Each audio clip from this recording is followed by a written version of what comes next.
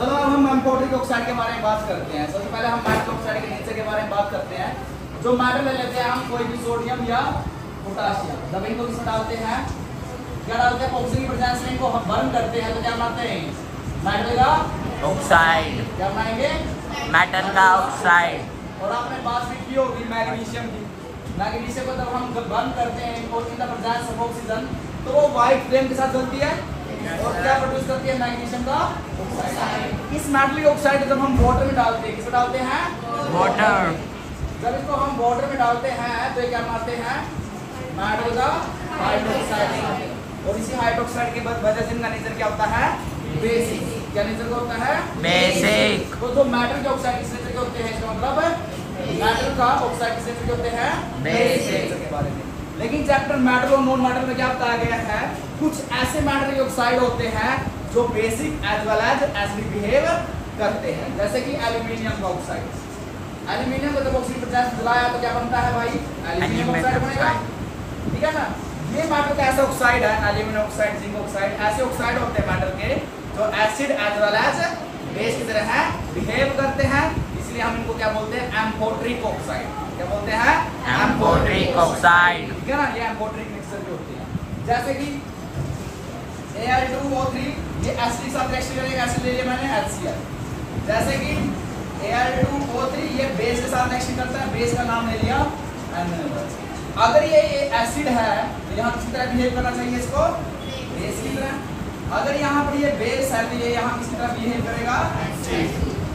हम सभी जानते हैं एसिड और बेस रिएक्शन करके क्या बनाते हैं, सोल्ट एंड वाटर। वाटर हम सभी जानते हैं H2O होता है। इसका सोल्ट क्या बनेगा भाई, इस पे पॉजिटिव चार्ज, इस पे नेगेटिव, इस पे पॉजिटिव, इस पे नेगेटिव। तो एल्यूमिनियम के साथ रिएक्शन करेगा क्लोरीन के साथ। एल्यूमिनियम पे कितना चार्ज होता है, -3+ और क्लोरीन पे -1। क्रॉसिंग होने के बाद क्या बनेगा, सॉल्ट AlCl। तो इस प्रकार से क्या बनेगा, सोल्ट एंड वाटर। अब इसको बैलेंस कर दो, एल्यूमिनियम कितने हैं, 2। क्लोरीन कितने हो गए ऐसे करने से, 6। यहाँ कितने हैं, 1 है ना। अब हाइड्रोजन कितने हो गए, यहाँ 6। यहाँ कितने हैं, 2। 3 से मल्टीप्लाई हो जाएगी। ऑक्सीजन कितने बने, 3। यहाँ भी कितने हैं, 3। ये बैलेंस हो गया। अब यहाँ देखो ये जो एल्यूमिनियम ऑक्साइड किस तरह बिहेव करेगा, एसिड की तरह। एसिड और बेस रिएक्शन में क्या बनाएंगे, salt and water. Water formula हमें पता ही है, H2O होता है। रहेगा क्या, सोल्ट। सोल्ट में क्या करेगा भाई आपका, Na और ऑक्सीजन रहेगा, ठीक है ना। इसमें से क्या बनेगा, अगर हम Na ले लेते हैं, Na पे पॉजिटिव चार्ज होता है, एल्यूमिनियम पे 3 पॉजिटिव, यस और नो। और एक ऑक्सीजन कितना चार्ज होता है, -2। तो यहाँ टोटल चार्ज कितना हो गया, +4। तो ऑक्सीजन में कितना होना चाहिए, -4 होना चाहिए चार्ज। एक ऑक्सीजन पे 2 माइनस होता है तो 2 पे कितना होएगा, 4 माइनस होएगा, यस और नो। तो +4 से 4 माइनस न्यूट्रल हो जाएगा और इस प्रकार से क्या बनेगा आपका NaAlO2। ये ऑक्साइड बनेगा। बात समझ में आई। सोडियम भी बच रही है, एल्यूमिनियम बच रहा है और ऑक्सीजन बच रहा है। तो इनसे ऐसी रिएक्शन लिख रहा है कि total sum of positive charge किसके इक्वल है, total sum of negative charge के, ठीक है ना। और इस प्रकार से आपका क्या बनता है, सोडियम एल्यूमिनेट बनता है, याद रहेगा। तो इस प्रकार से जो एल्यूमिनियम ऑक्साइड था उसने बेस की तरह बिहेव किया और एसिड की तरह भी बिहेव किया, इसलिए इसको क्या बोलेंगे, एम्फोटेरिक। क्या बोलेंगे, एम्फोटेरिक ऑक्साइड, ठीक है ना। याद रहेगा ना, हो जाएगा ना। फिर उसके बाद हम बात करते हैं भाई किसकी, what happen when metal react with water. ऐसा ये एम्फोटेरिक ऑक्साइड हो सकता है। इसके बाद बोलेंगे हम जब मेटल किसके साथ रिएक्शन करेगी, वाटर के साथ।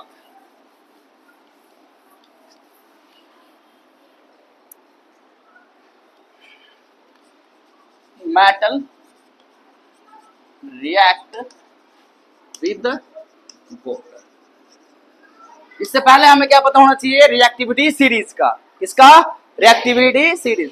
रिएक्टिविटी सीरीज क्या होती है, एक सीरीज होती है मेटल्स की जिनको अरेंज किया जाता है in decreasing order of their reactivity. Decreasing order का मतलब क्या है, सबसे पहले हाई रिएक्टिव, फिर उससे लो रिएक्टिव, फिर उससे लो, ऐसे ऐसे ये नीचे आती रहेंगे ऑर्डर के अकॉर्डिंग। बात समझ आई। इसको कैसे याद करा था, कैटरीना ने कार मांगी, एल्टो जैन फरारी फिर भी आए, क्यों मिली मरकरी सिल्वर और डी प्लैटिना।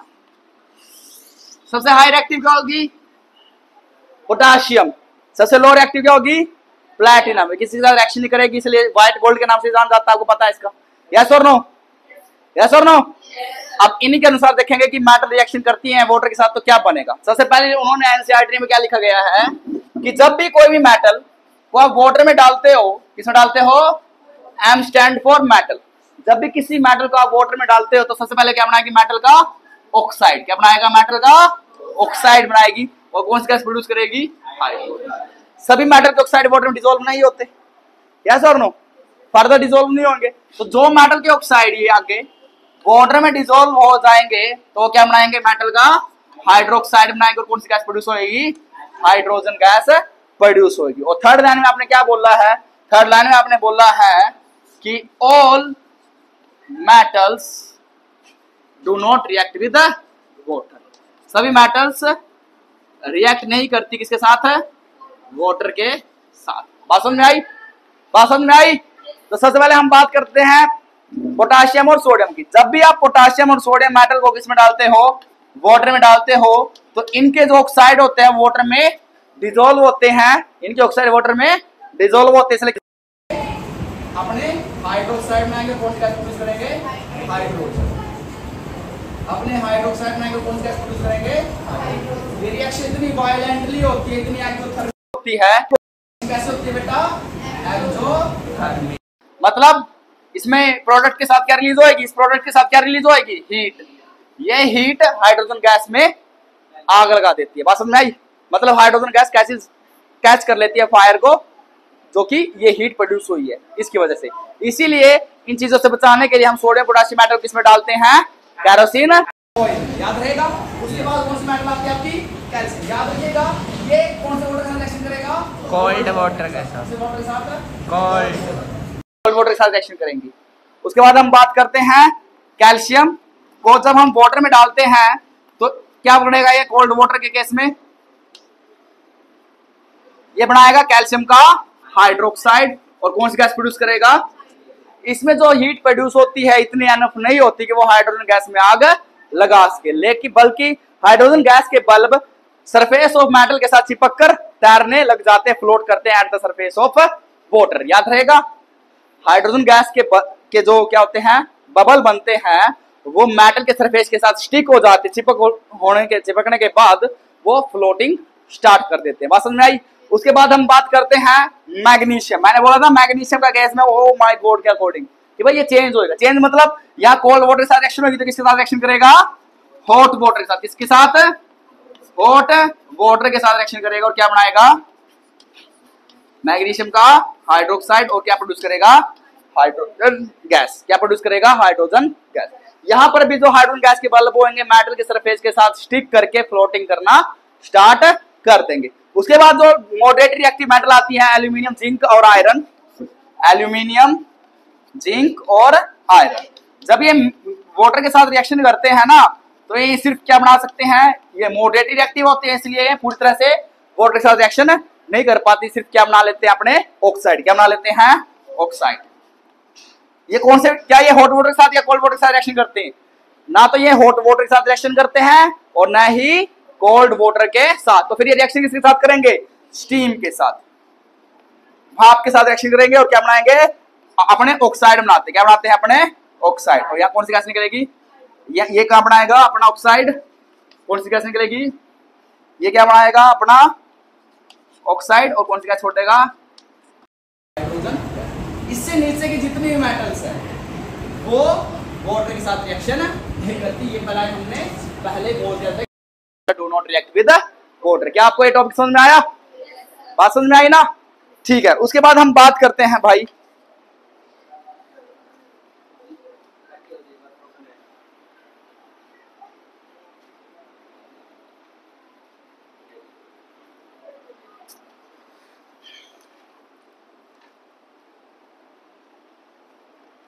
जो सभी मेटल्स की रिएक्टिविटी होती है ऑक्सीजन के साथ वो अलग अलग होती है, डिफरेंट रेट से वो रिएक्शन चलते हैं। ठीक है ना?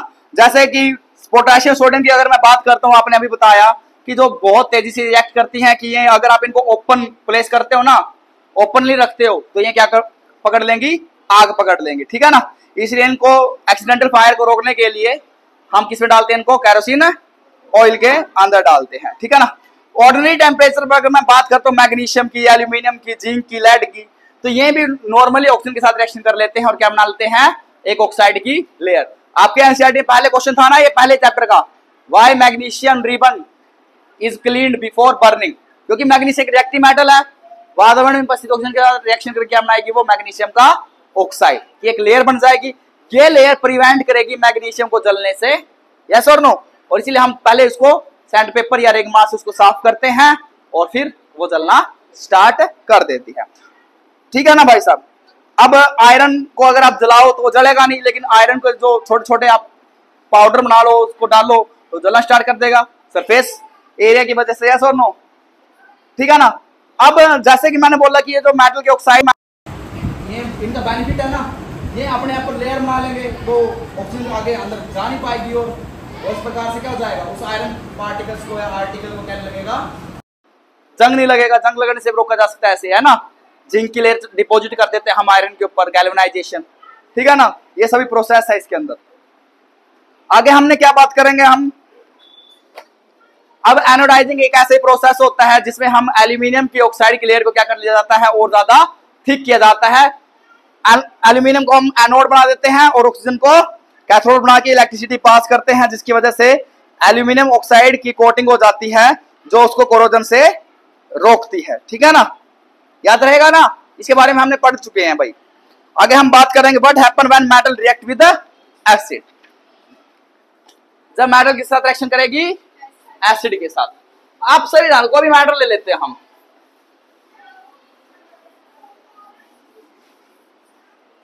कोई भी मेटल ले लेते हैं, हमने मान ली जिंक मेटल ले ली, जिंक, इतनी सारी मेटल कोई भी ले लो, मैग्नीशियम ले लो, कैल्शियम ले लो, रिएक्शन कराओ या तो HCl के साथ कराओ या H2SO4 के साथ, दोनों एसिड है ना, ये मेटल है, रिएक्ट विद एसिड क्या बनाएगी, मेटल का ये सॉल्ट बन गया और कौन सी गैस प्रोड्यूस करेंगी, ये हाइड्रोजन। कौन सी गैस प्रोड्यूस करेंगी, हाइड्रोजन। जब भी कोई मेटल एसिड के साथ रिएक्शन करती है तो क्या बनाएंगे, वो हाइड्रोजन गैस प्रोड्यूस करेंगे, ठीक है ना। इसको याद करने के लिए क्या तरीका है भाई, आपको बताया गया था कि जिंक मेटल के पास आपको अगर चार्ज याद है ना, चार्ज याद है तो ऑटोमेटिकली आपको सब कुछ याद हो जाएगा। इसे पॉजिटिव चार्ज है, हाइड्रोजन को तोड़ूंगा तो किसमें टूटेगा, H प्लस और Cl माइनस में। पॉजिटिव और नेगेटिव आपस में अट्रैक्शन करते हैं नहीं करते हैं, इसके साथ रिएक्शन करेगा। जिंक के पास 2 प्लस चार्ज था, क्लोरीन के पास माइनस का 1, 2 इधर 1 इधर, तो क्या बनेगा ZnCl2 बन गया। और रह गया क्या, हाइड्रोजन। यहाँ क्लोरीन कितने हैं, 2, तो यहाँ ऐसे 2 लगाना पड़ेगा, क्योंकि according to law of conservation of mass, mass can neither be created nor be destroy, इसलिए रिएक्टेंट का मास प्रोडक्ट के मास के बराबर होना चाहिए और आपको ये बैलेंस करना जरूरी है, याद रहेगा, ठीक है ना।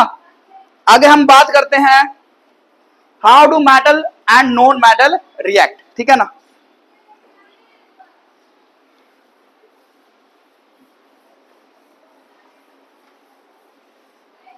मैं मेटल ले लेता हूं सोडियम, मैंने मेटल कौन सी ली,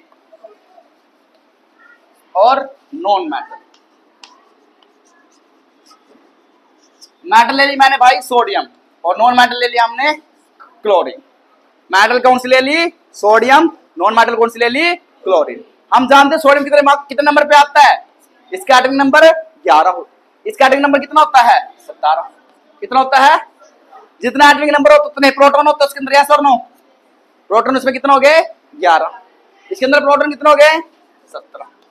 इसका इलेक्ट्रॉनिक कॉन्फ़िगरेशन अगर मैं बढ़ाता हूं, electronic configuration, K shell, L shell, M shell, पहली सेल में 2, दूसरे में 8, तीसरे में 1। इसके इलेक्ट्रॉनिक कॉन्फ़िगरेशन करेंगे अगर हम, पहले में 2, दूसरे में 8, तीसरे में 7, ये इलेक्ट्रॉन बढ़ेंगे। अब इसके पास प्रोटॉन 11 है तो इसके पास इलेक्ट्रॉन कितने हैं, इलेक्ट्रॉन भी तो 11 है, क्योंकि एटम एक इलेक्ट्रिकली न्यूट्रल होता है, यस और नो। एटम खुद से इलेक्ट्रिकली न्यूट्रल होता है, ठीक है ना। अब इसको क्या चाहिए,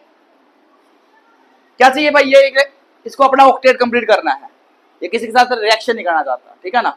आपने नोबल गैस देखा, नोबल गैस के जो डुप्लेट और ऑक्टेट कंप्लीट होते हैं ना, इसलिए उनकी रिएक्टिविटी सबसे लो होती है, किसी के साथ रिएक्शन नहीं करते, फ्री स्टेट में पाए जाते हैं। ये रिएक्टिव है, किसी रिएक्शन करनी पड़ेगी इसको भाई साहब, यस और नो? फ्री रहना चाहता है ये, इसलिए क्या करेगा ये अपने ऑक्टेट को कंप्लीट करने की कोशिश करेगा। ऑक्टेट कंप्लीट कब होएगा? जब ये एम सेल में से एक इलेक्ट्रॉन को लूज कर दे। इसके एम सेल में कितने इलेक्ट्रॉन है? 7। अगर ये एक इलेक्ट्रॉन किसी न किसी तरह से इसके पास आ जाए तो इसके पास इलेक्ट्रॉन कितने रहेंगे? कितने हो जाएंगे इसके पास इलेक्ट्रॉन? पहले 11, तब कितने रह जाएंगे? 10। और इस 10 इलेक्ट्रॉन की वजह से पास कौन सा चार्ज आएगा? पहले 11 प्रोटॉन थे, अब इलेक्ट्रॉन कितने आ गए? 10। तो कितना चार्ज आ जाएगा? प्लस का 1। अब ये एक इलेक्ट्रॉन इसने यहां दे दिया, इलेक्ट्रॉन पहले इसके पास कितने थे? 17। एक इलेक्ट्रॉन कहां से आया? सोडियम से, तो इसके इलेक्ट्रॉन कितने हो गया? अब 18। टोटल इलेक्ट्रॉन पे चार्ज माइनस, प्रोटॉन पे प्लस। तो यहाँ क्लोरीन कितना चार्ज बनेगा? माइनस का 1। कितना चार्ज बनेगा? माइनस का 1। तो इस प्रकार से क्या बन जाएगा? Na पॉजिटिव और Cl नेगेटिव। Na पॉजिटिव और Cl नेगेटिव। पॉजिटिव जब चार्ज यहाँ न्यूट्रल हो गए, नहीं हो गए, तो क्या कंपाउंड बना? Sodium chloride. और क्योंकि ये कंपाउंड आयन से मिलकर बना है, कटायन और एनायन से, इसलिए इसको क्या बोलते हैं? Ionic compound. क्या बोलते हैं? आयनिक या इलेक्ट्रोवैलेंट कंपाउंड। इलेक्ट्रोवैलेंट का क्या मतलब भाई? इलेक्ट्रॉन जो वैलेंसी वाले थे ना, बाहर थे, उन्होंने आपस में रिएक्शन किया, यस और नो? ठीक है ना, वैलेंस इलेक्ट्रॉन ने आपस में क्या किया है? कंबाइनिंग किया है, ठीक है ना। और इस प्रकार से क्या बना है? आपका आयनिक कंपाउंड बना है। कैसे बना ये? जब मेटल से क्या हुआ? ट्रांसफर हुआ, किसका? इलेक्ट्रॉन का। कहां से? मेटल से कहां तक? नॉन मेटल तक। इस आयनिक, उसी से क्या बनते हैं? आयनिक कंपाउंड फॉर्म होते हैं। तो व्हाट इज आयनिक कंपाउंड या how ionic compound are formed? Ionic compound are formed by transfer of electrons. कहां से? From metal to non metal. याद रहेगा? याद रहेगा? अब इनकी हम फिजिकल प्रॉपर्टी की बात करते हैं। नमक तो हम सभी ने देखा है, देखा नहीं देखा है? आइए इसकी फिजिकल प्रॉपर्टी के बारे में बात कर लेते हैं।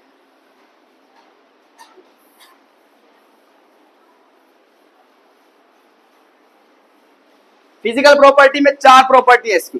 सबसे पहले इसकी फिजिकल स्टेट, इसकी फिजिकल स्टेट। फिर उसके बाद क्या बात आती है भाई? इसके melting point and boiling point. फिर उसके बारे में किसके बारे में बात आती है भाई? सोल्यूबिलिटी। और लास्ट में कंडक्शन ऑफ इलेक्ट्रिसिटी,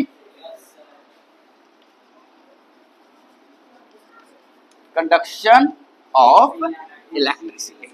आप सभी ने देखा कि जो सोडियम नमक देखते हो आप घर में, टेबल साल्ट, कॉमन साल्ट, जो भी देखते हो, वो आपको किस स्टेट में दिखता है? Solid state. तो ये जो फिजिकल स्टेट क्या है इसकी? सॉलिड है। क्यों? क्योंकि जो इनके आयंस की वजह से बने हैं ना ये आयनिक कंपाउंड, इनके आयंस के बीच में क्या होती है?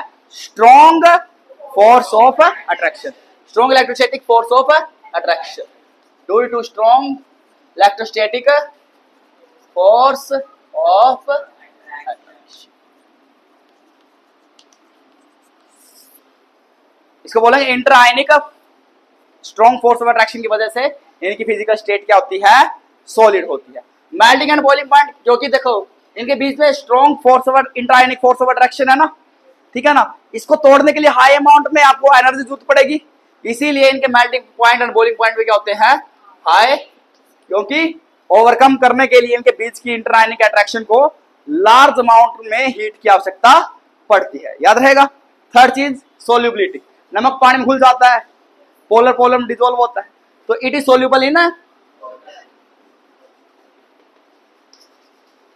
लेकिन इनसोल्यूबल किसमें होगा?